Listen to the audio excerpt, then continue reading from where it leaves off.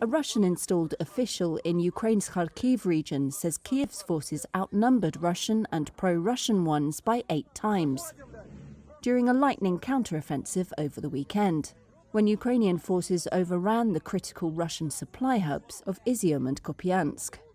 These photographs are said to show abandoned Russian military equipment in the Kharkiv region, though Reuters couldn't verify the location or when they were taken.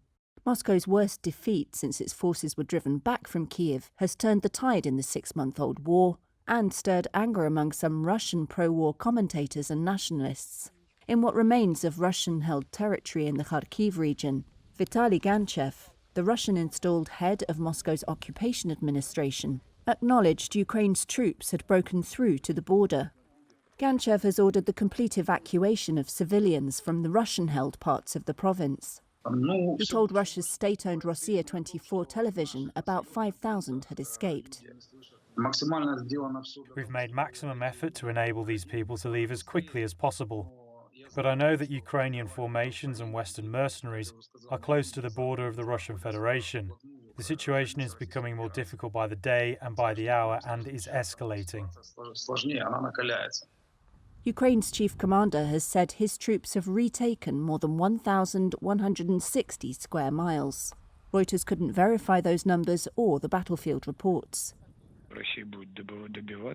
In the Kremlin's first response to the reversal, spokesman Dmitry Peskov said on Monday Russia would achieve the goals of what it calls a special military operation.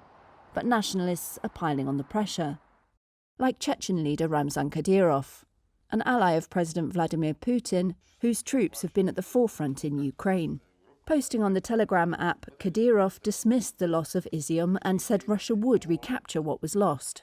But he conceded things weren't going to plan. We have all the information from the site. And if today or tomorrow changes are not made in the conduct of the special military operation, I will be forced to go to the country's leadership to explain to them the situation on the ground. Some are calling for nationwide mobilization. Peskov refused to respond to questions about that demand. But so far, Putin has not resorted to calling up Russia's reserves, about 2 million men with military service within the past 5 years.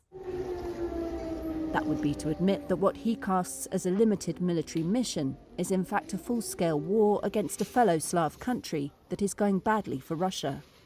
The US-based Institute for the Study of War reported that Ukrainian forces are approaching Kherson city after weeks of artillery bombardment strained Russia's supply lines across the Dnipro River.